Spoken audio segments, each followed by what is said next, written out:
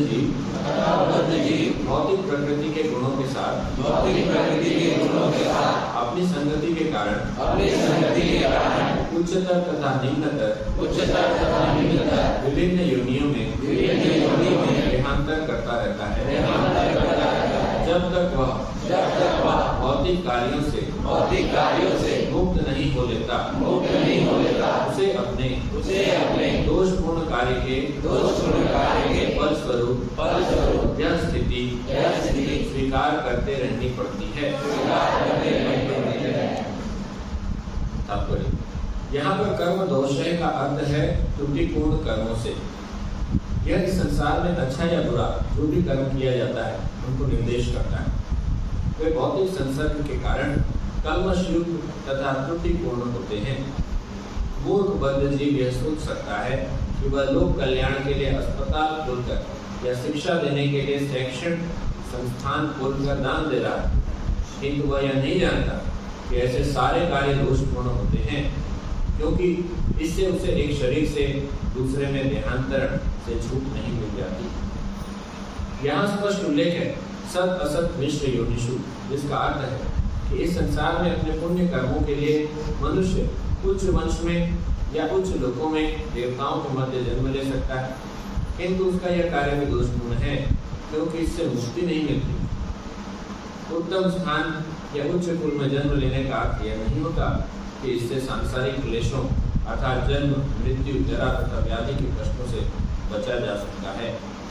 बद्ध जीव प्रकृति के समूह के वशीभूत होकर यह नहीं समझ पाता कि इंद्रिय तृप्ति के लिए जो भी कार्य किया जाता है वह दोषपूर्ण होता है। केवल भगवान की भक्ति के लिए किए जाने वाले कार्य उसे दोषपूर्ण कर्म के फल से छुटकारा दिला सकते हैं। चूंकि वह ऐसे दोषपूर्ण कार्य बंद नहीं करता, इसलिए उसे शरीर बदलने पड़ते हैं, कभी उच्च तो कभी निम्न। यह संसार पदबिंब कहलाता है, जिसका अर्थ है यह जगत जिससे छुटकारा नहीं है। जो मनुष्य मुक्ति की कामना करता है उसे अपने कर्म भक्ति के लिए करने हुए, इसका कोई विकल्प नहीं है।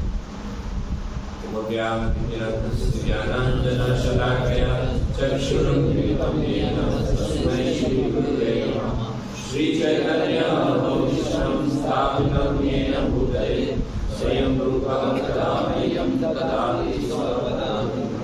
वन्देऽहं श्रीगुरुं श्रीयुतापदकमलं श्रीगुरुं वैष्णवांश्च श्रीरूपं साग्रजातं सहगणं रघुनाथान्वितं साद्वैतं सावधूतं परिजनसहितं कृष्णचैतन्यदेवं श्रीराधाकृष्णपादां सहगणललिता श्रीविशाखान्वितांश्च। नमो विष्णुपादाय कृष्णपृष्ठाय भूतले श्रीमते भक्तिवेदान्त स्वामिने नमः। नमस्ते सारस्वते देवे गौरवाणी प्रचारिणे निर्विशेषशून्यवादी पाश्चात्यदेशकारिणे। नमो महावदन्याय कृष्णप्रेमप्रदायते कृष्णाय कृष्णचैतन्यनाम्ने गौरपुरुषे नमः।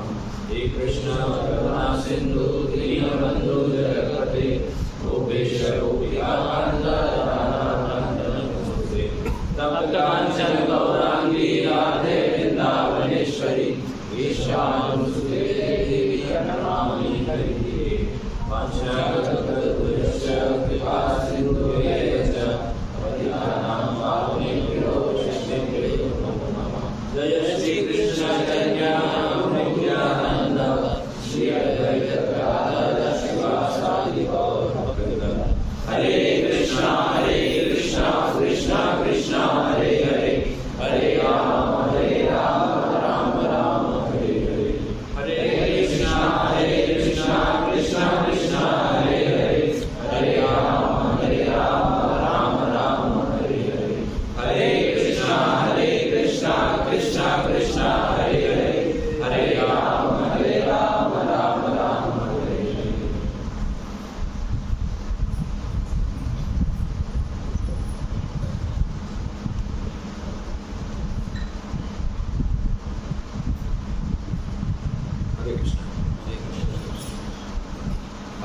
जीव भौतिक प्रकृति के गुणों के साथ अपनी संगति के कारण उच्चतर तथा निम्नतर विभिन्न योनियों में देहांतर करता रहता है।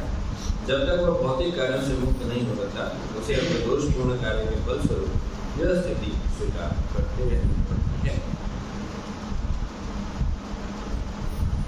पिछले अध्याय में भगवान कपिल देव ने प्रकृति का निर्माण किस प्रकार हो रहा है इसके विषय में बताया, और अब इसके बारे में विशद ज्ञान दे रहे हैं। किस प्रकार से जीव यहाँ फंस जाता है और फंसने के बाद यहाँ से निकलना, छुटकारा पाना बहुत कठिन है।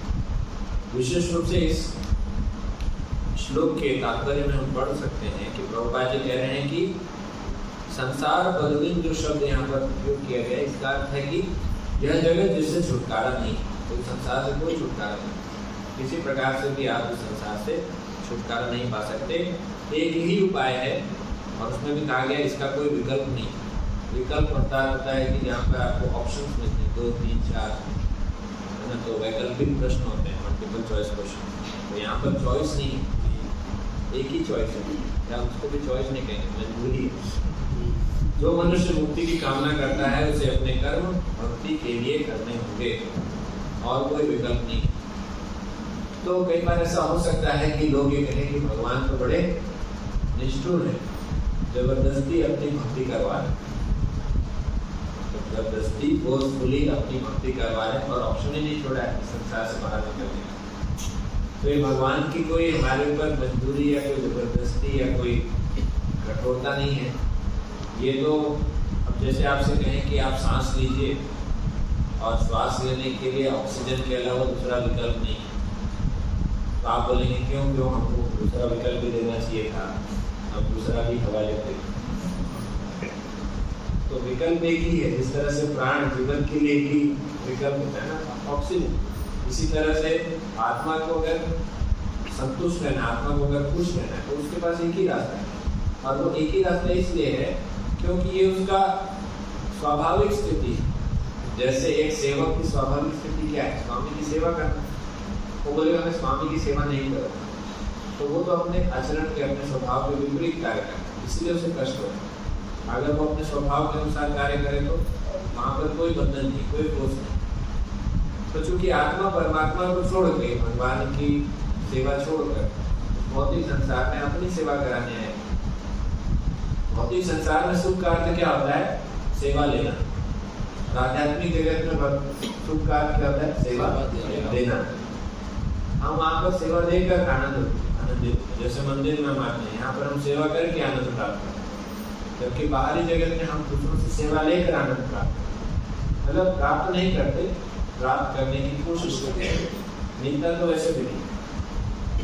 तो सुख इस प्रकार से हम ढूंढते रहते हैं, लेकिन शास्त्रों ने बताया गया है कि हमको सुख सेवा लेकर नहीं, सेवा देकर मिले। तो हम भगवान की भक्तों की सेवा करके यहाँ सुख प्राप्त करते हैं, आनंद प्राप्त करते हैं। तो ये इसी तात्पर्य में इसी प्रकार से बताया गया। तो जो जीव है, बद्ध जीव, वो अपने दोषपूर्ण कार्य के फलस्वरूप यह स्थिति स्वीकार करता है। दोषपूर्ण कार्य, कौन सी स्थिति स्वीकार करता है? देहांतरण। बार बार वो एक योनि से दूसरे योनि में देहांतरण करता है। किसी को अच्छा लगता है, मान लीजिए कोई मनुष्य जीवन में है, अगले जीवन में उसे बुला जाए पशु बन, अच्छा लगेगा क्या? तो कोई भी नहीं चाहता कि मुझे इस प्रकार से अधोगति प्राप्त हो। हर कोई उच्च गति, हर कोई सक्सेस चाहता है। कोई ऐसा व्यक्ति मिलेगा आपको दुनिया में, नहीं मुझे फेल होना, इसकी मेहनत करो, तो मेहनत करो ताकि मैं फेल हो। तो जीवन में भी सक्सेस और फेलियर होता है, जीवन में भी सफलता और असफलता होता है। असफल जीवन क्या होता है? जब आप मनुष्य योनि से नीचे की योनि पहुंच जाए, तो वो मनुष्य योनि का असफलता हो गया। और मनुष्य योनि की सफलता क्या है कि आप मनुष्य योनि से और उच्च चेतना प्राप्त करते हुए उच्च योनि को प्राप्त करें। अच्छा, मनुष्य योनि से ऊपर योनि क्या है? मनुष्य योनि से ऊपर और योनि क्या होती है? मनुष्य योनि सबसे सर्वोत्कृष्ट योनि, उसमें भी जो चेतना का स्तर है 4 लाख प्रकार की योनियां बताई गई। 4 लाख प्रकार की तो मनुष्य योनि है।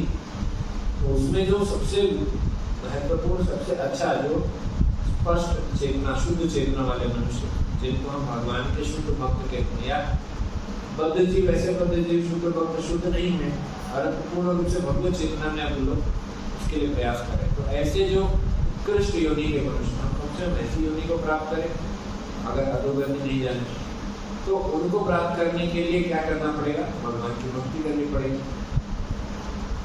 अच्छा, ऊपर उठने के लिए मेहनत करना पड़ता है, नीचे जाने के लिए मेहनत करना पड़ता है। कोई भी चीज को ऐसे ही छोड़ दें तो जिधर भी नीचे होगा, जैसे पानी को अगर हम छोड़ दें तो स्लोप जिधर होगा वो अपने आप वहां बह जाएगा। अगर आप कोई गर्म चीज को ऐसे थोड़ी देर रख देंगे तो वो अपने आप ठंडी होगी।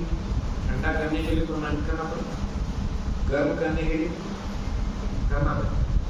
ऊर्जा को ऊपर से नीचे बहने में कोई शक्ति नहीं लगती। उच्च स्तर से निम्न स्तर में ऊर्जा अपने आप है। चेतना भी उच्च से नीचे अपने आप चली जाती है, लेकिन नीचे से ऊपर के लिए उठाना पड़ता है, मेहनत करना पड़ता है। सीढ़ी से आप चढ़ते हैं तो शक्ति लगती है, उतरने के समय आपको छोड़ दिया जाए, ऐसे भी लुढ़कते हुए छोड़ जाए। मतलब नीचे आने के लिए कोई मेहनत नहीं करना पड़ता। तो यहाँ पर चूंकि हम लोग ऊपर तो जाना चाहते हैं, परंतु हमें ज्ञान नहीं है कि करना क्या है। और जब ये पता भी चल जाता है कि हमें क्या करना है, फिर भी उसमें हमारी रुचि नहीं आती, बहुत डिफिकल्ट होता है। तो एक सन्यासी प्रभुपाद शिष्य नवयोगेंद्र शर्मा है, वो कह रहे थे कि कृष्ण भावनामृत कठिन है, ऐसा लोगों को लगता है। भक्ति करना बड़ा कठिन है प्रभु जी, सुबह उठना, मंगल आरती करना, 16 माला जप करना, शारीरिक का पालन करना, और भी बहुत सारे नियम आप लोग बता देते हैं, तो कठिन लगता है। तो महाराज कहते हैं कि हाँ, भक्ति करना कठिन हो सकता है, कठिन है मान ले, लेकिन नरक में जाना वो है, वो तो महाकठिन चीज। नरक में जाना वो स्वीकार है हमें, लेकिन भक्ति करके भगवान के धाम जाना उसमें हमको तकलीफ। तो भक्त किस प्रकार से व्यवहार करता है? भक्त कहता है कि हम तो भगवत धाम जाएंगे, लेकिन अकेले नहीं जाएंगे, सबको साथ में लेके जाएंगे। इसीलिए भक्त प्रचार करता है, भक्त दूसरों को बताता है, खुद के समय कम देकर अपने लिए दूसरों को समय देता है, उनको भक्ति सिखाता है, भगवान के बारे में प्रचार करता है, कथा सुनाता है। और जो सांसारिक लोग हैं उनकी क्या दशा है? वो क्या कहते हैं कि हम लोग तो नरक में जाएंगे, लेकिन अकेले नहीं जाएंगे, सबको लेके जाएंगे। इसीलिए वो अपना प्रचार करते रहते, तो वो सबको नरक में ले जाने के लिए प्रचार करते। इतना सारा जो आप टीवी पर, यूट्यूब पर, जो भी इंटरनेट पर जो भी एडवर्टीजमेंट आता है, ये सारे के सारे जो प्रचार है सब नरक में जाने। एक भी प्रचार बताइए, तो एडवर्टीजमेंट आपने देखा है जो आपको भगवत धाम को जाने के लिए टीवी पे कोई ऐड? सारे के सारे एडवर्टीजमेंट हमको नरक में ले जाने के लिए, या तो नरक में ले जाने के लिए या इसी संसार में रखने के लिए, उससे ज्यादा कुछ। तो तात्पर्य में प्रभुपाद जी बता रहे हैं कि मूर्ख बद्ध जीव ये सोच सकता है कि लोक कल्याण के लिए वह अस्पताल खोलेगा, स्कूल खोलेगा, दान देगा। तो प्रभुपाद जी इसकी भी भर्त्सना कर रहे हैं कि ऐसा लोग सोच सकते हैं कि ये अच्छे कार्य हैं, समाज कल्याण के लिए हम कर रहे हैं, लोक कल्याण के लिए। पर कल्याण शब्द का अर्थ भी तो पता होना चाहिए ना, वो कल्याण किसका करे? वो शरीर का कल्याण करना चाहते हैं। शरीर जो कि वैसे भी कुछ समय बाद नष्ट होने वाला है, वैसे भी वो शरीर आप कितना भी अस्पताल खोलें, क्या बीमारी से आप बचा सकते हैं? क्या आप किसी बीमारी को जड़ से खत्म कर सकते हैं पूरे संसार से? जैसे कोविड आया, कोविड के समय में इतने हॉस्पिटल खुल गए, तो क्या कोई कह सकता है कि मैं कोविड बीमारी जड़ से खत्म करूँ? और अगर कर भी देंगे तो दूसरा आ जाए, XYZ कितने वेरिएंट आ गए, तो वो खत्म होगा नहीं। तो बीमारियां बढ़ती जा रही है, दुख के तो नए नए कारण मिलते रहेंगे, वो समाप्त नहीं होगा। आप कितना भी अस्पताल खोल, अच्छा आप कितना भी स्कूल खोल लें, आप उसके भीतर ज्ञान भर सकते हैं। और आपने अक्षर ज्ञान भरा, ठीक है, जीवन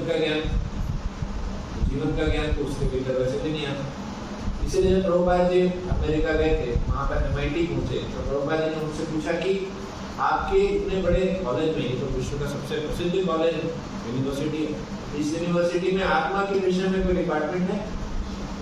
उन्होंने बोला नहीं, ऐसा कोई डिपार्टमेंट नहीं। तो प्रभुपाद जी कहते बेकार है आपके काम में। जिस कॉलेज में, जिस यूनिवर्सिटी में, जिस शिक्षण संस्थान में जीवन के विषय में, आत्मा के विषय में नहीं पढ़ाया गया, तो क्या पढ़ा? तो प्रभुपाद जी कहते थे कि modern colleges are like slaughter houses for spiritual. आध्यात्मिक जीवन के लिए कसाई घर है, ये जितने भी कॉलेज है, स्कूल है, वो बच्चे क्या समझेंगे? बच्चों को बचपन से क्या पढ़ाया जाता है? बच्चों को जो सिखाते भी हैं उसमें भी कंफ्यूज करते। स्कूल में बच्चे गाते हैं रेन रेन गो अवे, और उधर उसके पिताजी बेचारे किसान हैं, वहाँ बगल में खेत होगी और वो प्रार्थना करते रहते हैं उनकी पानी गिराओ। बच्चा बोल रहा है पानी भगाओ, बाप बोल रहा है पानी गिराओ, भगवान बोले कंफ्यूज मत करो, एक चीज मांगो। ये सब स्कूल में पढ़ाया जाता है। तो बच्चे इस तरह से पढ़ के सीखते हैं, उसका तो मतलब पहले कम से कम बच्चों को संस्कृत के श्लोक सिखाया जाता है। आजकल संस्कृत ऑप्शनल सब्जेक्ट हो गया, अब ऑप्शनल भी नहीं था, अब हट गया। तो बच्चों को कोई ज्ञान नहीं।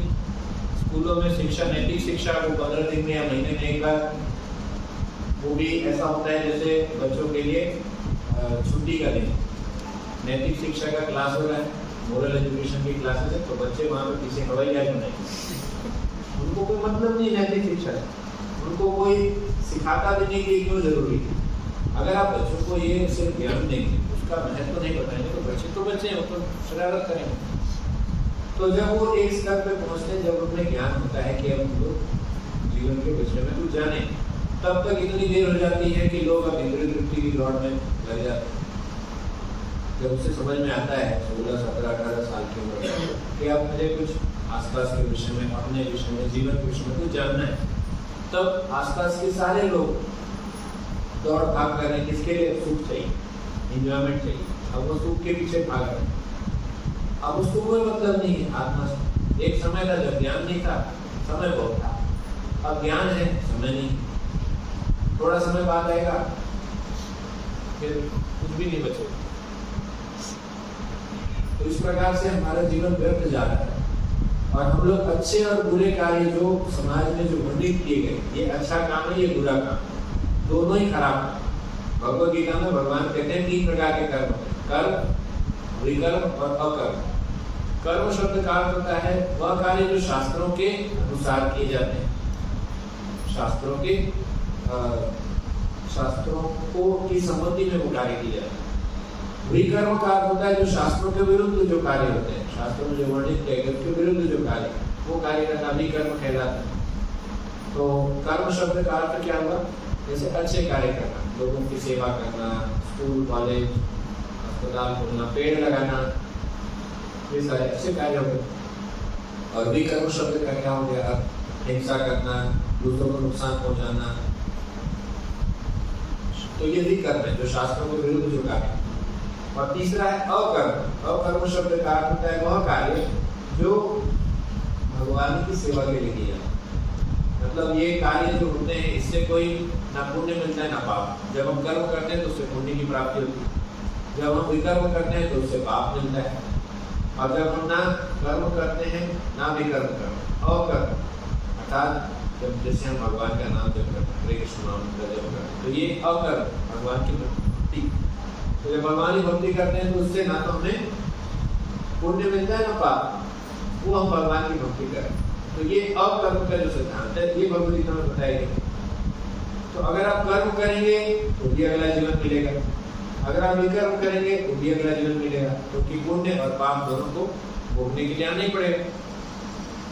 और अगर आप ये सोचते हैं कि मैं पुण्य करूंगा तो मेरे पाप बढ़ जाएंगे, और मैं पाप करूंगा तो मेरे पुण्य बढ़ जाएंगे, तो ये भी गलत। इसके बारे में कहा गया है पुराण में, अगर आप पुण्य करेंगे तो पाप खत्म नहीं होता। न नष्टम सुकृतम कर्म दुष्कृतेन च कर्मणा, न नष्टम दुष्कृतम कर्म सुकृतेन च कर्मणा। जब आप सही कार्य करते हैं, अच्छे काम करते हैं, तो उससे आपके बुरे कर्मों पे कोई फर्क नहीं पड़ता। उसका एक बैलेंस ऑलरेडी है, इसका एक बैलेंस ऑलरेडी। जैसे बैंक में आप लोन लेते हैं तो उसका एक बैलेंस ऑलरेडी है, लोन लिया हुआ, और आपके कुछ पैसे हैं क्रेडिट जो खाते हैं उसमें कुछ पैसे हैं, तो वो एक अलग बैलेंस है। तो दोनों का अलग अलग बैलेंस है। ये नहीं कि आपने अच्छे काम किए तो 2-4 लोग का मर्डर करके आके हमने थोड़ा सा स्कूल खोल दिया, अस्पताल खोल दिया तो बच गए।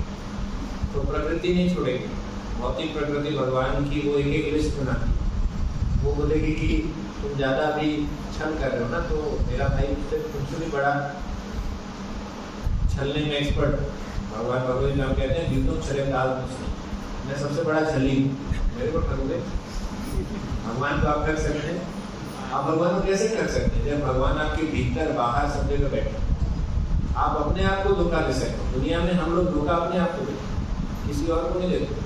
अगर मैं कोई गलत कार्य कर रहा हूँ, आप सोचेंगे कि मैंने इनकॉग्निटो मोड में खोल के कोई चीज़ कर लिया, गूगल इंटरनेट खोला है वो इनकॉग्निटो मोड, किसी को पता नहीं चलेगा। हिस्ट्री डिलीट, मैंने क्या गलत किया, इधर से हिस्ट्री डिलीट होगा? नहीं होगा।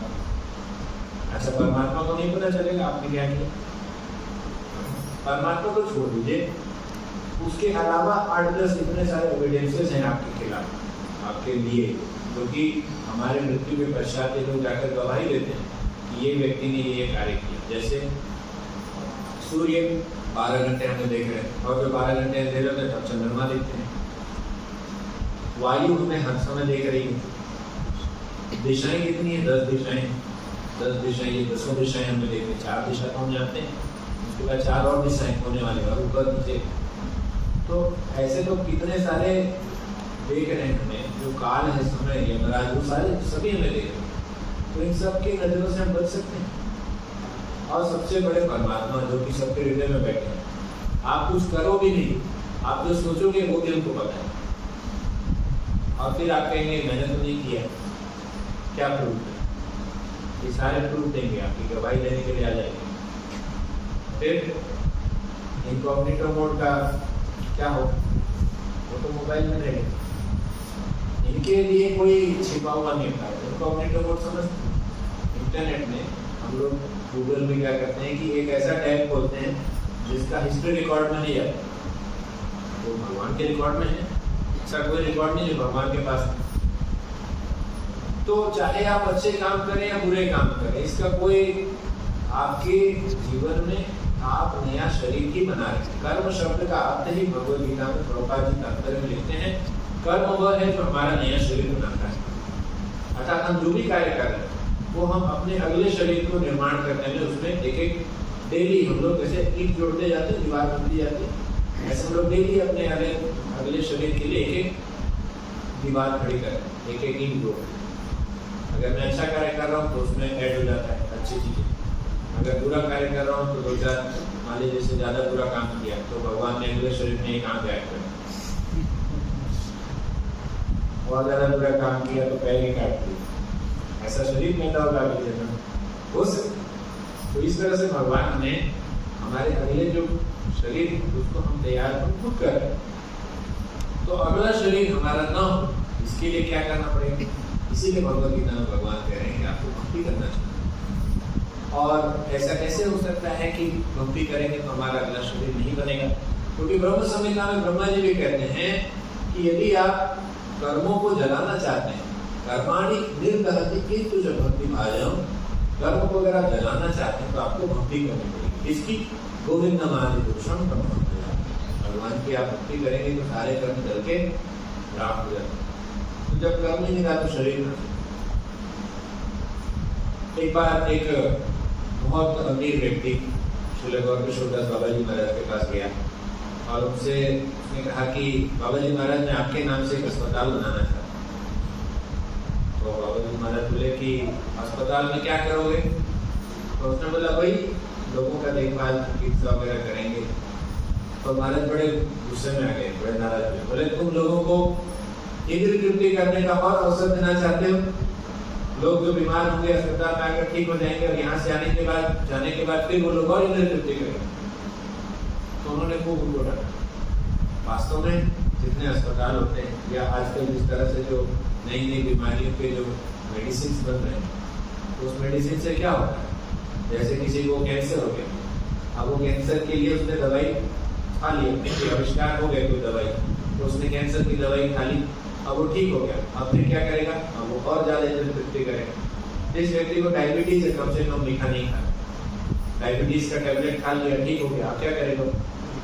और मीठा खाएगा। ऐसे कई बीमारियां हैं जो हमारे गलत आचरणों के कारण हमें होते हैं, कई प्रकार की बीमारियां। और इन सारी बीमारियों को अगर उसका उपाय ढूंढ कर विज्ञान हमें देता है तो फिर हम क्या करेंगे? उन बीमारियों से बचने के बाद फिर वही काम करें, फिर वही गलत काम करें। तो इसीलिए जो हमारे वैष्णव आचार्य हैं इसकी कड़ी निंदा करते हैं कि किसी भी प्रकार से लोगों को इंद्रिय तृप्ति करने का और संसाधन न दिया जाए। अब तो लोग इतने प्रकार के कार्य कर चुके हैं कि आप और भोग कीजिए, इंद्रिय तृप्ति कीजिए, कोई बात नहीं। संयम क्या होता है पता नहीं, बस नहीं असंयमित जीवन जिए, जितना सुख भोगना है भोगिए, अगला दिन थोड़ी देर देखा है। तो ये तो चरवाक जो मुनि थे उनकी फिलॉसफी है कि ऋणं कृत्वा घटं कृते यावत् जीवे सुखं जीवे अस्मिन् भूतस्य देहस्य किं पुनरागमनं भवेत्। ये तो वैसे भी शरीर भस्म होने वाला है, तो कौन देखा है अगला जन्म में क्या होगा। तो जितना है जीने के हैं 4 दिन एंजॉय करो, फिल्मों में आप कभी भी मर सकते हैं। जैसे हम कहते हैं ना कभी भी मृत्यु को प्राप्त कर सकते हैं इसलिए भक्ति करो, तो लोग बोलते हैं हाँ कभी भी मृत्यु को प्राप्त कर सकते हैं इसलिए मजे करो। ये वही लोग हैं, हम तो जाएंगे उनको भी लिखे जाएंगे नरक में। तो श्रीमद् भागवतम श्रील प्रभुपाद जी जितने भी वैष्णव आचार्य हैं, चैतन्य महाप्रभु, सब की एक ही शिक्षा है कि जीवन का उद्देश्य जो कि भगवान की भक्ति करना है ये बताना। जबकि लोग जीवन का उद्देश्य आज कोई बताता नहीं, कहीं नहीं बताता, ना घर में कोई बताता है, ना स्कूलों में, ना शिक्षण संस्थान में, यूनिवर्सिटी में, कितने भी बड़े बड़े दर्शन शास्त्र के फिलोसॉफिकल इंस्टीट्यूशन होते हैं, कहीं पे नहीं बताया जाता कि जीवन का उद्देश्य क्या है। वो जो प्रोफेसर जो फिलोसॉफी पढ़ाता है वो खुद बाहर जाके सिगरेट पीता है और दूसरों को सिखाएगा दर्शन शास्त्र। तो जब आचरण ही नहीं है तो वो किस प्रकार से ज्ञान देगा। इसीलिए चैतन्य महाप्रभु हरिदास ठाकुर से कहते हैं कि आप बहुत अच्छे प्रचारक हैं क्योंकि आप आचरण भी करते हैं और प्रचार भी करते हैं। वो कहते हैं चैतन्य महाप्रभु कुछ लोग होते हैं जो सिर्फ प्रचार करते हैं, बोलते हैं, करते नहीं है, और कुछ लोग करते हैं तो बोलते नहीं, और आप दोनों करते हैं। आप चूंकि अपने आचरण में लाते हैं इसलिए जब बोलते हैं तो उसका प्रभाव पड़ता है। यहाँ स्पष्ट उल्लेख है सत असत मिश्र योनिषु। इसका अर्थ है कि संसार में अपने पुण्य कर्मों के लिए मनुष्य उच्च वंश या उच्च लोकों में देवताओं के मध्य जन्म ले सकते हैं। अच्छा कार्य करने के बाद भी क्या होता है कि हम उच्च योनि को प्राप्त करेंगे। मान लीजिए देवताओं की योनि में जाएंगे, तो देवताओं की योनि में जाने के बाद भी संसार से तो मुक्त नहीं हुए ना, वहां पर भी जन्म मृत्यु जरा जाती। उनकी जो बीमारियां हैं वो अलग प्रकार से होती, उनके तकलीफ थोड़े अलग प्रकार से होती। उनके पास तकलीफ कैसे होती है, देवताओं को हमेशा भय लगा रहता है कि कब कोई नया असुर पैदा हो जाए, कब वो हमको यहाँ स्वर्ग से निकाल दे, फिर हम लोग दर दर भटकेंगे, फिर जब तक भगवान कृपा नहीं करेंगे तब तक हम लोग को अज्ञात पास में रहना पड़ेगा। तो ऐसे कई बार हुआ, बलि महाराजा जाते थे, हिरण्यकशिपु आ गया, रावण आ गया, तो देवता सदैव घबराए हुए रहते। हालांकि उन्होंने अमृत पान किया है फिर भी घबराए रहते। ऐसे अमृत का क्या फायदा, अमृत पी के लोग कहते हैं कि नहीं हमको असुर मार दिए, क्योंकि उन्होंने सिर्फ अमृत पिया। वो अमृत जो कि उनको कुछ समय तक युवा रखेगा, जीवन मृत्यु से नहीं बचाएगा। जबकि भगवान के नाम अमृत में अगर उसको कोई ग्रहण करता है तो वो सदैव सदैव के लिए अमृत तत्व को प्राप्त करता है। अब उदाहरण के लिए प्रहलाद महाराज, उदाहरण के लिए ध्रुव महाराज, आज भी ध्रुव तारा है। भगवान ने ध्रुव महाराज को इतना बड़ा पद दिया कि वो सदैव रहेंगे, उनका लोग सदैव रहेंगे। प्रहलाद महाराज अमर है, हालांकि भगवान के संपर्क में आने के कारण हिरण्यकशिपु भी अमर हो गए। उसको भी आज हम उसका भी गुणगान करते हैं कि देखिए हिरण्यकशिपु आज भी उसका हम जानते हैं, अमर है ना वो। रावण भी अमर हो गया, क्यों? भगवान के संपर्क में, चाहे पुरुष है चाहे भक्त है, सभी भगवान के सानिध्य में उनका भी उद्धार हो जाता है और उनका नाम भागवतम में आ जाता है। तो हमें तो वैसे भगवान की भक्ति करते हुए भगवान से जुड़ना है। तो खैर अमृत प्राप्त करने के बाद भी देवता सदैव घबराए रहते हैं, क्योंकि उनकी मृत्यु भी होगी। कब होगी? क्षीणे पुण्य भक्त लोके विशंति। भगवद्गीता में भगवान कहते हैं कि जब पुण्य कर्म हमारे समाप्त हो जाएंगे, क्षीण हो जाएंगे, तो स्वर्ग लोक से फिर देवता वापस इस धराधाम में आ जाते हैं। फिर उन्हें कर्म करना पड़ेगा, फिर अच्छे कर्म के अनुसार, देव लोग बुरे कर्म के अनुसार, निम्न लोग, और फिर वहां से जब पुण्य खत्म हो फिर आएंगे, फिर तो मृत्यु वैसे चलता रहेगा। इसी को बोला गया संसार। तो संसार शब्द का अर्थ भी नहीं जानते। संसार शब्द का अर्थ क्या दिया गया यहाँ पे? बारंबार जन्म मृत्यु का। जो बार बार जन्म मृत्यु का जो चक्र है इसी को संसार बोला गया। वैसे तो संसार में सार शब्द है, लेकिन यहाँ कोई सार नहीं। संसार में कोई सार नहीं। सार मतलब इसका कोई उद्देश्य है। जो संसार में कोई उद्देश्य नहीं, बस यहाँ पे दूध पाओ, फिर से अगला जन्म लो, फिर कर्म करो, फिर दूध पाओ। इसका कोई सार नहीं। तो इस संसार में एक ही चीज अगर सात तत्वों के रूप में हम ग्रहण कर सकते हैं, वो है भगवान की वाणी, भगवद गीता, या भक्तों के जो संदेश है, जो उस भगवान की वाणी को ही हम तक पहुंचा रहे हैं। भगवान भी कृपा करने के लिए इन वेद पुराणों की रचना करते हैं, क्योंकि चैतन्य चरितामृत में इसी बारे में कहा गया, माया बुद्धि जीवतार नाही स्वतः ज्ञान अतएव कृष्ण कैला वेद पुराण। तो माया से ग्रसित जीव हैं, तो उनको खुद से ज्ञान होता ही नहीं, ये तो मूर्ख बद्ध जीव है। तो भगवान कृपा करने के लिए वेद और पुराणों की रचना करते हैं कि कम से कम इसके माध्यम से मुझे जानो।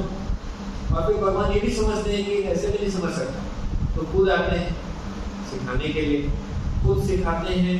उसके बावजूद कुछ लोग छूट जाते हैं, क्योंकि भगवान सब पे कृपा नहीं करते। भगवान थोड़ा कंडीशन वाले, सब पे कृपा नहीं करते, थोड़े से चूजी है भगवान, छांट के कृपा करते। तो फिर भगवान सोचते हैं मैं सबको तो कृपा नहीं दे पाता, मैं अपने भक्तों को भी। तो भगवान के बाद नित्यानंद प्रभु आते हैं, श्रील प्रभुपाद आते हैं। ये लोग बिना कोई कंडीशन के, पात्र अपात्र विचार किए बिना सबको फ्री डिस्ट्रीब्यूशन कर रहे हैं। और जो नहीं लेता उसके घर में जाकर जबरदस्ती, जैसे कई लोग मंदिर नहीं आते, तो आप क्या करते हैं, भक्त लोग क्या करते हैं, बाहर जाकर बांटते हैं, कृपा बांटते हैं, बुक डिस्ट्रीब्यूशन करते हैं, ग्रंथ वितरण करते हैं। तो कहाँ दूर दूर से पूरे भारत भर में इस्कॉन मंदिर के अलग अलग संकीर्तन बसेस चलते हैं कि यहाँ पर पूर्व मंदिर का बस है। तो ये लोग भ्रमण करते रहते हैं, क्यों, खुद तकलीफ लेकर दूसरों को जाकर कृपा देते हैं। यही भक्तों का स्वभाव, बांटना, फ्री डिस्ट्रीब्यूशन। परंतु फिर भी बद्ध जीव इतना मूर्ख होता है कि वो इंद्रिय तृप्ति की जो कार्य है उसी में ही लगा रहता है। बद्ध जीव प्रकृति के समूह के वशीभूत होकर यह नहीं समझ पाता कि इंद्रिय तृप्ति के लिए जो भी कार्य किया जाता है तो दोषपूर्ण होता है।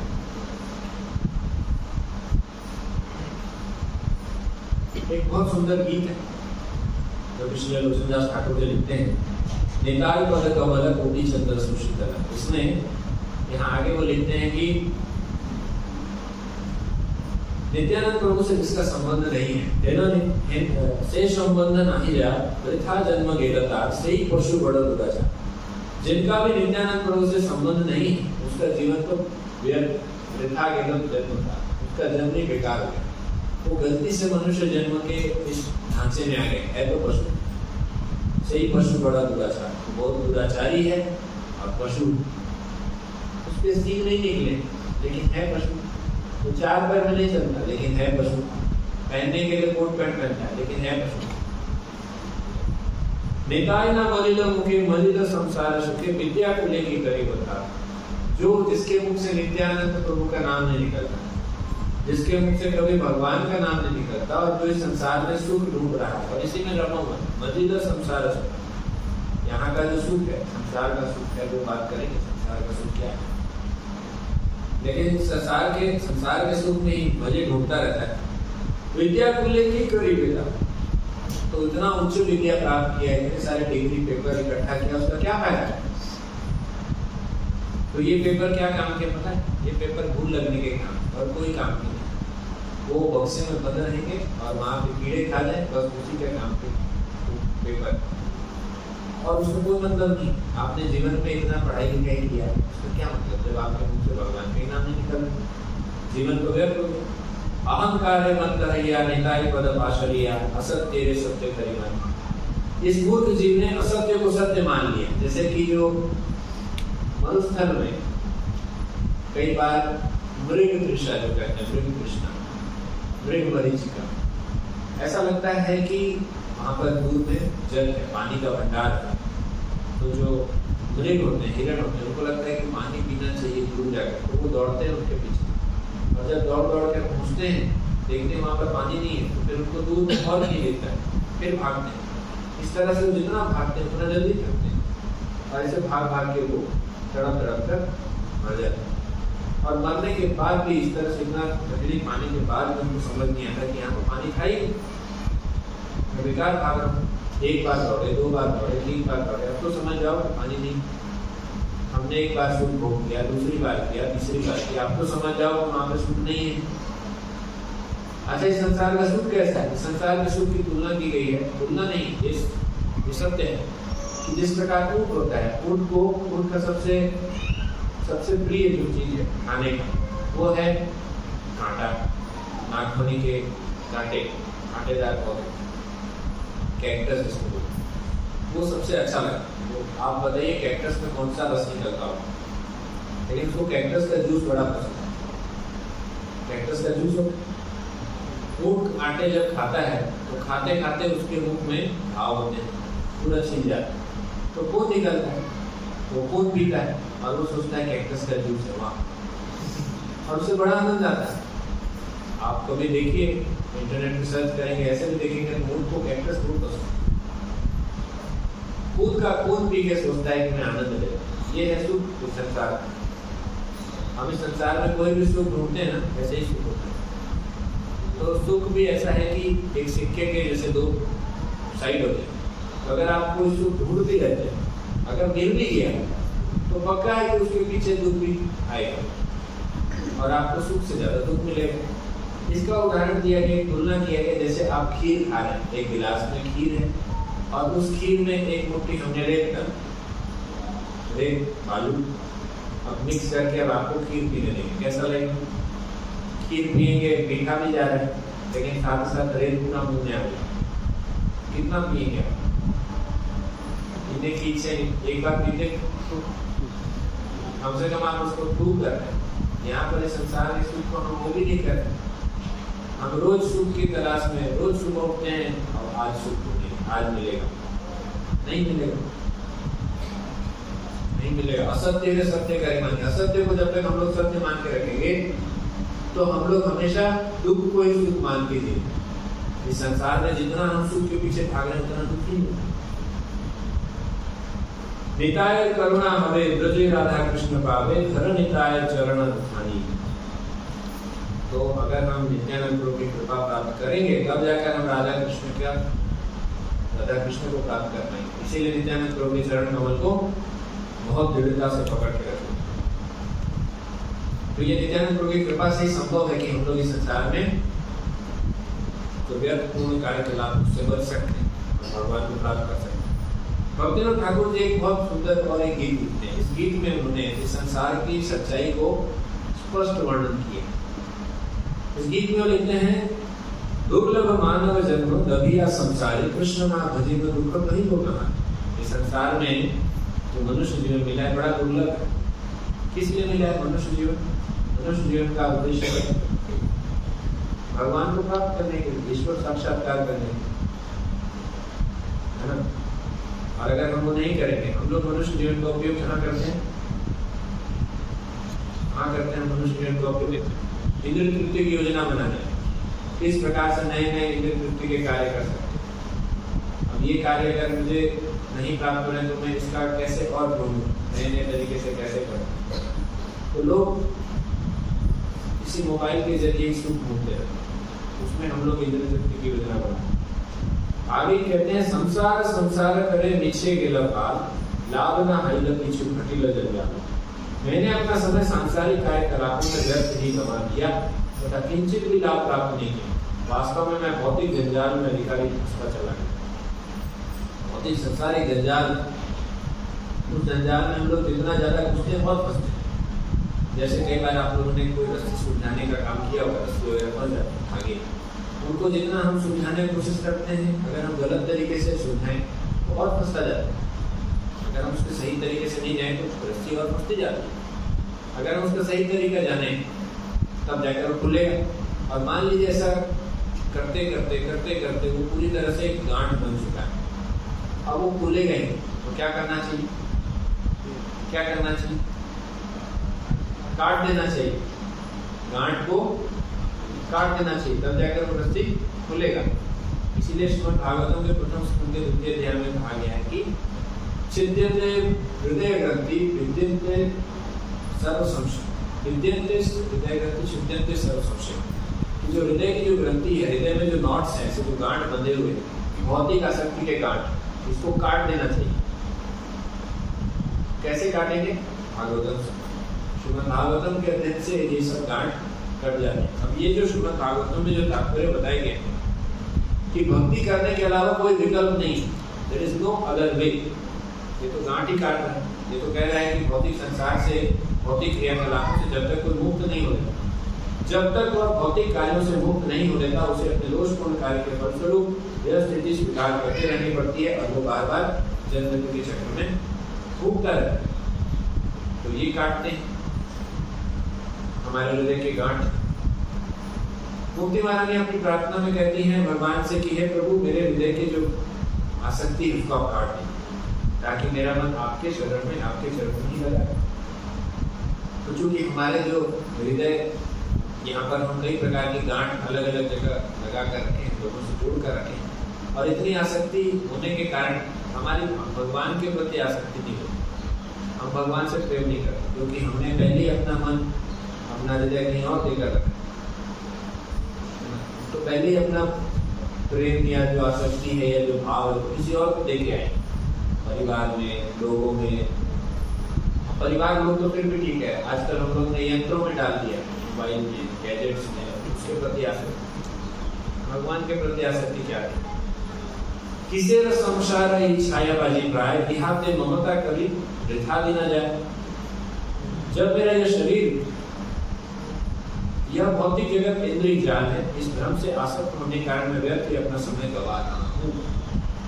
ये देह पतन हले की रबे हमार, केह सुकर नाही लेवे पुत्र परिवार। जब मेरा यह शरीर समाप्त हो जाएगा तब मेरा स्वयं का शेष ही क्या रह जाएगा। मेरे पुत्र तथा पत्नी समेत कोई मुझे सुख देने में सक्षम नहीं रहेगा। जिनसे हम आज इतना आसक्ति रखते हैं, शरीर छोड़ने के बाद वो लोग क्या करेंगे आपके लिए? वो क्या सेवा करेंगे, क्या सुख देंगे? कुछ नहीं। तो जो हमें वास्तव में सुख देने वाला है उससे हमको संबंध नहीं बनाना। श्रीमद् भागवतम में एक बहुत सुंदर कथा आती है जहाँ पर नारद मुनि एक कहानी सुनाते हैं, 9 द्वारों का शहर। उस कथा में नारद मुनि बताते हैं कि आत्मा का जो सबसे प्रिय या आत्मा का जो सबसे बड़ा शुभ चिंतक जो है परमात्मा, उस परमात्मा से आत्मा ने कभी भी संबंध नहीं बनाए। कहानी का निष्कर्ष ये, कभी भी संबंध नहीं बनाए। इसीलिए आत्मा जगह जगह जाकर दुख पाता है। हालांकि वो आत्मा को कभी दुख नहीं मिल सकता, परंतु आत्मा चूंकि अपने आप को शरीर मान बैठा है। अभी हमने पढ़ा ना कि असत्य जो सत्य का ही मानी, हमने असत्य को सत्य मान लिया, ये शरीर को स्वयं मान लिया, जबकि मैं शरीर हूँ नहीं। आत्मा ने शरीर को स्वयं मान लिया, इसीलिए दुख पा रहा है। बैठे बैठे आपको अभी घुटने में दर्द, पैर में दर्द, कमर में दर्द हो रहा हो, आत्मा को नहीं हो रहा है, आपको नहीं हो रहा है, शरीर को हो रहा है, मन को हो रहा है। अब आपको ऐसा महसूस कर रहा है कि आपको तकलीफ हो रही है। तो ये आत्मा का स्वभाव है कि आत्मा को दुख नहीं मिलता, पर फिर क्योंकि उसने परमात्मा से कोई संबंध बनाए नहीं, इसलिए उसको निरंतर या शाश्वत सुख देने वाला जो व्यक्ति है वो कभी मिला नहीं। गर्द मेरे मतानी करी परिश्रम, काला लागे करे ना कुछ भ्रम। मैं गधे के समान परिश्रम कर रहा हूँ, गधे के समान परिश्रम कर रहा हूँ। मैं कहा यहाँ पर सबके लिए, यहाँ मैं अकेले नहीं, हम सभी गधे के समान परिश्रम करें। गधा कैसे परिश्रम करता है? गधा कैसे परिश्रम करता है? उदाहरण दिया गया है कि गधे के लिए मेहनत करने की जरूरत नहीं है। गधा अगर बोले कि मैं सेवा नहीं करना चाहता तो क्या उसको घास मिलेगा खाने के लिए? दुनिया में घास नहीं है। गधा अगर स्वच्छंद रहे, मालिक के पास ना रहे, तो भी उसको खाने के लिए भरपूर घास मिलेगा, उल्टा हरी हरी घास मिलेगी। लेकिन वो फिर भी सोचता है कि नहीं, जब तक मेहनत नहीं करूंगा, नौकरी नहीं करूंगा तो मुझे कैसे खाना मिलेगा? मुझे 2 वक्त की रोटी चाहिए, नौकरी तो करनी पड़ेगी, जॉब में जाना पड़ेगा, बिना मुझे दुनिया में ऐसे ही चलता है। खाना पीना मिलेगा, कब मिलेगा? जब मैं जॉब करूँगा, जब मैं नौकरी करूँगा। गधा ऐसे ही सोचता है और इसीलिए वो मालिक के साथ ही रहता है। अच्छा, मालिक उसको फिर क्या करता है? हरी घास नहीं खिलाता, उसको सूखी घास खिलाए। एक बार एक गधे ने सोचा आज मैं अपने मालिक की सेवा नहीं करूँगा, मुझे बहुत परेशान किया, अब मैं जॉब छोड़ना चाहता हूँ। मालिक ने क्या किया, अच्छा आज ये काम नहीं करेगा, जॉब छोड़ने वाले। तो उसने क्या किया कि एक डंडी से एक गाजर बांध के गले के पीछे लटका दिया। गले के पीछे से ऐसा सीधा, गाजर ऐसे सामने लटका हुआ। तो गले ने सोचा वाह इसको गाजर खाने मिल रहा है, मेहनत नहीं कर पा लेकिन गाजर खा कर। तो गधा आगे बढ़ा, अब चूंकि वो डंडा तो गले से ही लगा हुआ है और गाजर आगे लटका हुआ है, तो गाजर भी आगे बढ़ा, है ना। गधा सोचा कि मैं पकड़ लूंगा इस गाजर और मैं खाऊंगा, मैं एंजॉय करूंगा। गधा धीरे धीरे आगे बढ़ने लगा, गाजर भी उसके साथ साथ आगे बढ़ा। तो गधा सोचा कि मुझे क्यों नहीं मिल रहा, क्योंकि तो गधे इसलिए नहीं मिल रहा। तो इस बीच में क्या किया, धोबी ने उसके बीच में सारा सामान ला दिया। चलते रहो, चलते चलते चलते गाजर भी पहुंच गया, गधा भी पहुंच गया नदी के किनारे। उस समय पे गधे को उसने धोबी ने बांध दिया, तो गाजर गड्ढे के साथ में उसको निकाल के साइड में रख दिया और बढ़िया आराम से उसने कपड़े धो दिए, वापस गाजर लटका दिए। काम हो गया उसका एक साइड का, जो दूसरे साइड का काम करना है। गधे ने सोचा आते समय नहीं पकड़ पाएंगे, जाते समय तो गाजर खा के जाओ, कोई बात नहीं, आज थोड़ा सा मेहनत एक्स्ट्रा कर, ओवर टाइम कर लो, कोई बात नहीं, लेकिन आज मैं प्रमोशन लेके आऊँ, ठीक है चलो। तो फिर वही बात, गाजर पहुंच गया घर, गधा भी पहुंच गया गाजर के पीछे। गाजर निकाल के धोबी ने साइड में रख दिया, दे दिया, फिर उसको सूखा घास खाने देखा। और गधा सोचता रह गया कि आज नहीं तो कल नहीं तो परसों मैं खाऊंगा कोई। यही हम लोग कर, गधे की भांति मैं परिश्रम कर रहा हूँ, लेकिन मैं किस लिए परिश्रम कर रहा हूँ ये मुझे ज्ञात नहीं, लेकिन फिर भी मेरा भ्रम दूर नहीं, मैं किसके लिए परिश्रम कर रहा हूँ वो मुझे समझ नहीं आता। व्यर्थ के कार्य में बस इसी में लगा। दिन जाय निशा काजे निशा निद्रा बसे, नाही भावी मरण निकट आछे बसे। मेरे दिन व्यर्थ के कार्यकलापों में व्यतीत है, फालतू का काम कर रहा हूँ। ये भक्त बोल सकते हैं। बाकी लोग सोचते हैं कि मैं कोई बहुत बड़ा इस संसार में वर्ल्ड रिकॉर्ड बना रहा हूँ मेहनत करने, तथा मेरी निद्रा तथा मेरी रात्रि निद्रा में व्यतीत होती है। रात भर सोते हैं, दिन भर मेहनत करते हैं गधे के समान। तब भी मुझे इस बात का आभास नहीं है कि मृत्यु ठीक मेरे साथ मेरे निकट खड़ी है। भाला मंद खाई हेरी परी चिंताहीन, नाही भाभी ये देह छाड़ी गो कोनो दिन। मैं स्वादिष्ट भोजन ग्रहण करता हूँ, मनोहर वस्तुओं को देखता हूँ तथा मैं आकर्षक कपड़े पहनता हूँ। इस प्रकार मैं निश्चिंत रहता हूँ। वाह, यही सुख है, यही संसार का सुख। इसके लिए मुझे कमाना है, इसके लिए मुझे, यही तो जीवन का उद्देश्य, जीवन का लक्ष्य क्या है? खूब कमाओ, सुख भोगो। मैं कदापि विचार नहीं करता कि किसी भी समय मुझे शरीर छोड़ना पड़ सकता है। देह गेह कलंक आदि चिंता अविरत जागी छे हृदय मोरा बुद्धि करी। ये जो वैष्णव गीत है, ये वैष्णव गीत सभी शास्त्रों के मर्म को बताते हैं। अब जैसे एक एक श्लोक है, ये भागवतम के एक एक निष्कर्ष को बताते हैं। श्रीमद् भागवतम द्वितीय स्कंद के द्वितीय अध्याय के 34 श्लोक में यही श्लोक बताया गया। देह गेह कलंक आदि चिंता अविरत।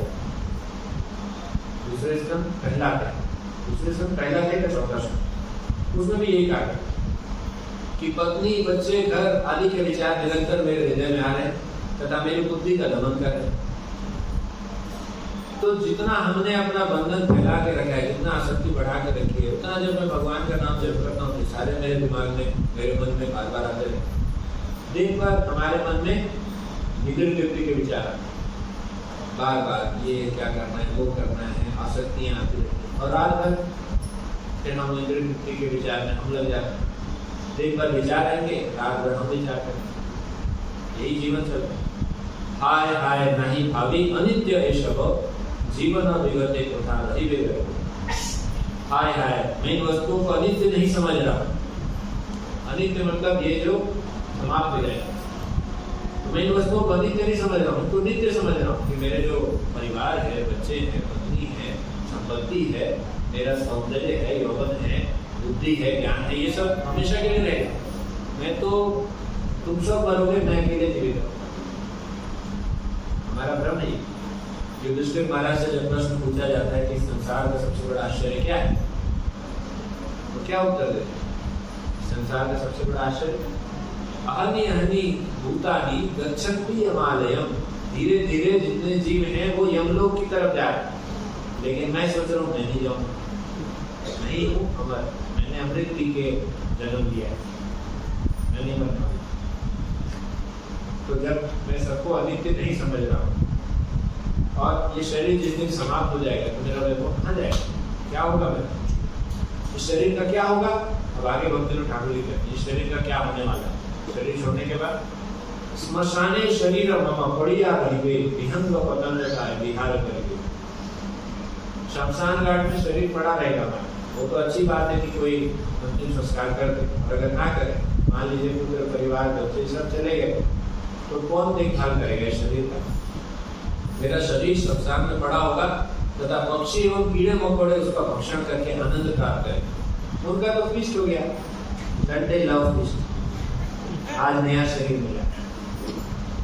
विहंग पतंग का विहार करे, कुकुर श्रृगाल सब आनंदित है, महोत्सव करिबे आमार देह। तो कुत्ते हैं, सियार हैं, गिद्ध हैं, ये सब लोग का फिस्ट होगा। कुत्ते तथा सियार आनंद पूर्वक मेरे शरीर का भक्षण कर महोत्सव मनाएंगे। भौतिक शरीर की यही गति, सांसारिक वैभव तथा मित्र इस शरीर से ही संबंधित हैं। ये शरीर जब देह से आत्मा निकल जाती है तो शरीर की क्या गति है? या तो शरीर राख बनेगा, या तो राख बनेगा, या तो मल बनेगा, या तो मिट्टी बनेगी। और घूम फिर के सब मिट्टी बनेगा। कैसे कैसे होगा? इस शरीर को अगर अंतिम संस्कार करते हैं, जला देते तो राख बन जाएगा, राख मिट्टी बनेगी। इस शरीर को अगर कोई दफन कर देता है तो वहां अंदर नीचे में वो धीरे धीरे डिटोरिएट होके क्या बोलते हैं, डिकम्पोज हो गया, हिंदी में क्या कहते हैं, डिकम्पोज हो गया। उसके बाद फिर वो या तो खाद बन गया या फिर वो मिट्टी बन गई। और मान लीजिए आपके शरीर को अगर ये शरीर का कुछ काम आ गया, जैसे कुत्ते सियार के भोजन बन गए, उसको काम आए, किसी का भोग बना, तो मान लीजिए किसी का भोजन बन गया तो क्या बनेगा? वो शरीर मल बनेगा। तो शरीर की क्या कहते हैं? या तो राख बनेगा या मल बनेगा, तो वो फिर मिट्टी बनेगा। इस शरीर से इतना प्रेम करते हैं। सांसारिक वैभव तथा मित्र इस शरीर से ही संबंधित है। जितना कुछ ऐसा कुछ का यही होने वाला है। ये बेहरे यही गति तादानुगत संसार वैभव आरबंधु जगत, अतएव माया मोह छाड़ी बुद्धिमान। इसीलिए माया का मोह छोड़कर जो बुद्धिमान व्यक्ति है क्या करता है? नित्य तत्व कृष्ण भक्ति कर्म सम्मान, सदैव भगवान की भक्ति करने में रुचि लेता है। भगवान की भक्ति करना ही एकमात्र सार है, बाकी तो बेकार। कृष्ण भक्ति ही सार है, बाकी सब बेकार है। और अगर हम कृष्ण भक्ति छोड़ के बाकी बेकार चीज करते रहेंगे तो हम ही एक दिन बेकार रहेंगे। इसलिए जो श्लोक है, उस श्लोक का अर्थ भी यही है कि अगर हम लोग भौतिक कार्यों से मुक्त नहीं होते तो हम इस दोषपूर्ण कार्य के जो भी संसार में करेंगे वो दोषपूर्ण कार्य ही होंगे। और उसकी स्थिति यही होगी कि हम लोग बार बार जन्म मृत्यु इसी के चक्कर में पड़ते रहेंगे। जैसा कि वो एक कथा है, उधर ऋषि को भव फिर से चूहा बने। चूहा आया, एक साधु के पास बोला बिल्ली बना दो, फिर बोला कुत्ता बना दो, फिर बोला शेर बना दो, उसके बाद फिर चूहा बना। इसी प्रकार से हम लोग भी मांगते रहते हैं, हमको ये दिला दो वो दिला दो। भगवान के पास जाके भी क्या मांगते हैं? क्या मांगते हैं हमसे? धन, जन, अच्छा परिवार, अच्छे बच्चे, बुद्धि, बल, विवेक, ज्ञान। कौन सा ज्ञान? भौतिक ज्ञान। यूपीएससी क्लियर कराओ, हमको ये सब चीज चाहिए, भौतिक संसारिक चीजें चाहिए। जो व्यक्ति आपको करोड़ों रुपए दे सकता है उसके पास आप सिल्लर की भीख मांगने जाते हैं। भौतिक संसार से मुक्त करा सकते हैं भगवान। 11वें स्कंद के 23वें अध्याय के 57वें श्लोक में अवंती ब्राह्मण भगवान से प्रार्थना करते कहते हैं,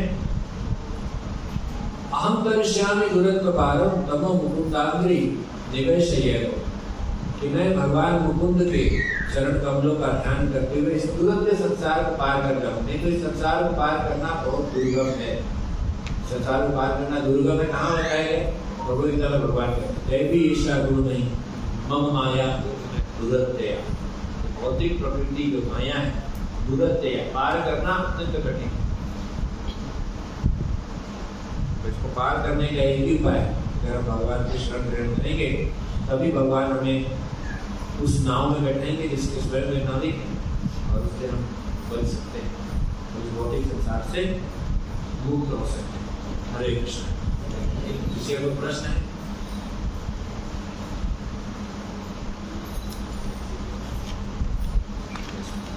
हरे कृष्ण प्रभु, जैसे हम देखते कई ऐसे त्योहारों में लोग देवताओं की पूजा करते हैं एंड कई बार धन मांगते, कई बार यश मांगते, कई बार रूप रंग मांगते हैं, तो अगर वो इस जीवन में पाप कर रहा है तो फिर उसको इसका रिजल्ट कैसे मिलेगा?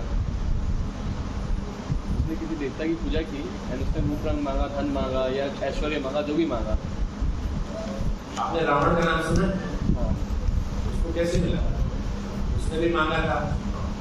इनका प्रश्न है कि अगर कोई देवताओं से अच्छा चीज मांगता है, रूप रंग कुछ चीजें मांगता है, उसको अच्छी चीजें मिलेगी तो उसको दुख कैसे मिलेगा? जैसे असुर थे, सब ने तो बड़ा बड़ा चीज मांगा था। हिरण्यकशिपु तो लगभग अमर हो गया, फिर भी जीवन में दुख मिला कि नहीं मिला? सीधा लाइव ऑपरेशन हो गया बिना एनेस्थीसिया ऐसा चीज मार गया। तो आप भगवान से कहेंगे कि मुझे कैसे दुख दोगे? भगवान आपको तरह तरीके से दुख दे सकते। दुख देना कोई बड़ा चीज नहीं है। आप अपने आपके शरीर के एक अंग से आपको इतने प्रकार के दुख मिलेंगे कि आप कल्पना नहीं कर सकते। इसका मैं कई बार उदाहरण दे चुका हूँ, हम लोग जो जानते हैं। आपको मैं उदाहरण दूँ, आप मान लीजिए आपको बहुत अच्छा घर मिल गया, भगवान देवी देवताओं की कृपा से अच्छा घर मिल गया, अच्छा परिवार मिल गया, सब कुछ अच्छा मिल गया। अब आप सोचिए कि आपको दुख कैसे मिलेगा। ठीक है, मैं ही आपको दो चार उदाहरण दे देता हूँ। तो कोई बड़ा चीज नहीं है, भगवान के लिए दुख देना कोई बहुत बड़ी बात नहीं। उस दुख को मैं ही यहाँ पर बना के बता सकता, और आप सोच सोच के दुखी हो जाएंगे। सोच सोच के दुख मिलता है, क्योंकि मानसिक क्लेश होता है ना। आप सोचिए आपकी छोटी सी उंगली है, इसको किसी ने ग्राइंडर से पीस दी, कैसा लगेगा? अभी आप सोच सोच के दुखी हो। मान लीजिए चिमटा पकड़ के नाखून उखाड़ दिए, कैसा लगेगा? ऐसे आप इस उंगली से 10-15 प्रकार के दुख आप प्राप्त कर सकते हैं। तो ये कई प्रकार के दुख, भगवान को दुख देने में, भगवान तो दुख देते भी नहीं। वो तो जो भौतिक प्रकृति है, दुर्गा देवी है, उनके हाथ में त्रिशूल होता है। त्रिशूल होता है, त्रिशूल का तो 3 क्लेश को रिप्रेजेंट करता है। 3 क्लेश, आदि दैविक, आदि भौतिक, आदि आत्मिक। ये तीनों क्लेश बार बार त्रिशूल घूमते रहते हैं। एक और सुबह शाम दिन रात, ब्रेकफास्ट में, लंच में, डिनर, तीनों बार त्रिशूल चले। और बाकी एक बार त्रिशूल चला तो दिन भर रोते रहो। तो ये उनका कार्य है, डिपार्टमेंट उनका है, पनिशमेंट है। भगवान तो सबको प्रेम करते हैं, लेकिन दुर्गा देवी बोलते हैं ये बदमाश है, इसको मुझे हैंडल करना। तो मेरे पास जितने लोग हैं सब बदमाश लोग, ये मेरा डिपार्टमेंट। जब कोई दिखेगा सुधर रहा है तो मैं उसको परेशान नहीं करूँ, फिर आप देखिए, अभी मेरी कस्टडी। रावण बहुत बड़ा ज्ञानी था, है ना? इस श्लोक में एक और चीज तात्पर्य बताया गया है कि कितना भी ज्ञान प्राप्त करो, कितना भी अच्छे कर्म करो, कर्म के बारे में हमने चर्चा की, अच्छे ज्ञान भी प्राप्त करके भी कोई फायदा नहीं। रावण चारों वेदों का ज्ञाता था, लेकिन फायदा क्या हुआ? अपनी माता का अपहरण कर लिया। माता सीता सबकी मां है, खुद की माता का अपहरण कर लिया। इतना अज्ञानी कैसे हो सकता है? वेदों का अध्ययन किया तो उसको तो ज्ञान होगा ना कि राम कृष्ण, राम भगवान जानकी माता है। नहीं, भक्ति नहीं करने से, ये खोखले ज्ञान प्राप्त करने से कोई मतलब। उससे व्यक्ति ऐसी अहंकार मत या निताई पद पाशु, अहंकार के मत में होकर वो भगवान को भूल। और कोई प्रश्न?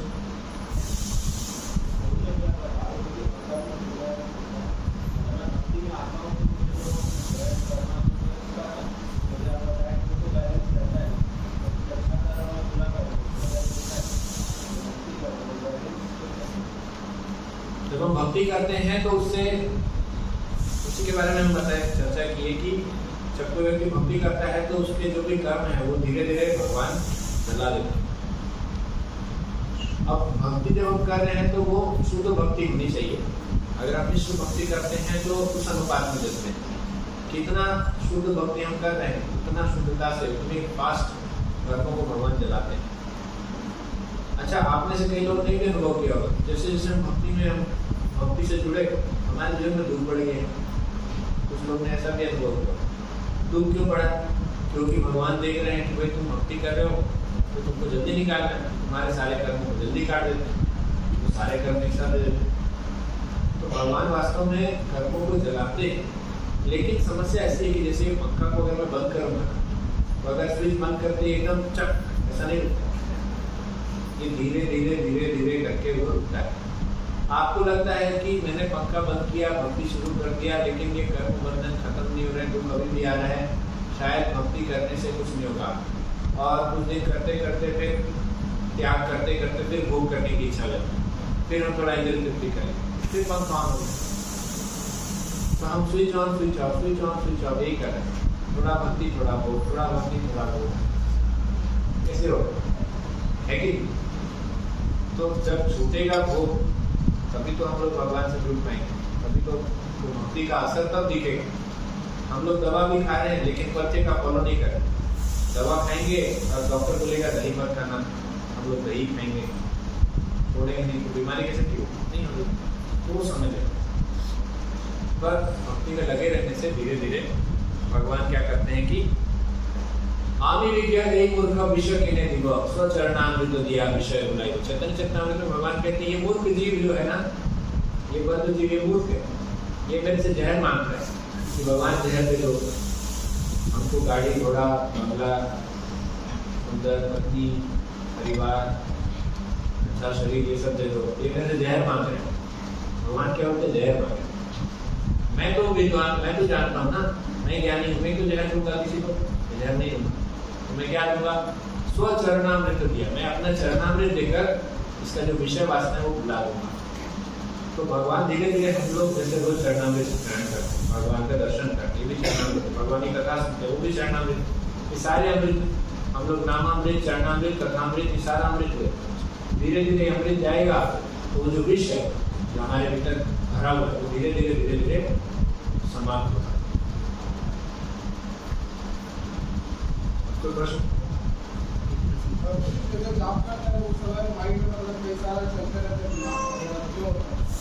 आपके दिमाग में हर समय चलता रहता है। जब हम जब करते हैं तब समझ पाते हैं कि मेरे दिमाग में कुछ चल रहा है, क्योंकि तब मन शांत होता है।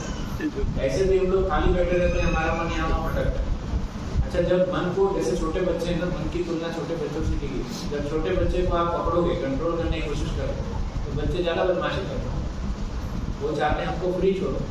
तो मन भी ऐसा ही है, उसको चाहिए कि वो घूमता रहे। लेकिन जैसे ही आप मन को पकड़ोगे तो मन को और प्रेशर फील्ड से प्रेशर होता है कि नहीं मुझे छोड़ो, मुझे बाहर जाना।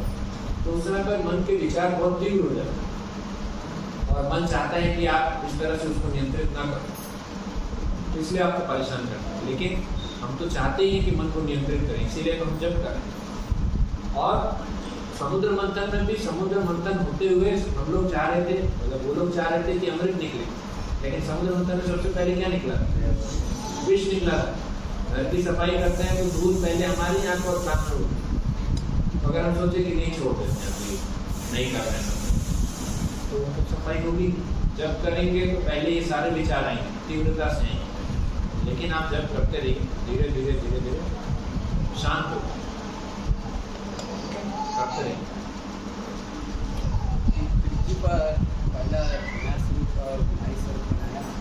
हरे कृष्णा